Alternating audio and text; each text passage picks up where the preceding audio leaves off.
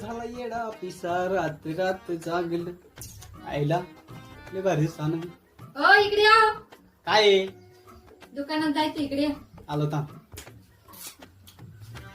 काय दुकानात जायचंय. आला काय आणायचे आता? याची साखर आणा. बर याचं गोडी त्याला आणा. राहील ना लक्षात. मग याची साखर याचं गोडी देईल. हा.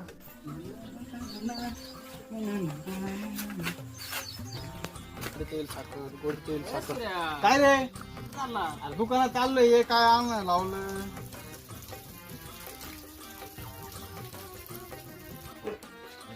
हे काय नाही आलं अजून. हा आलं वाटतं.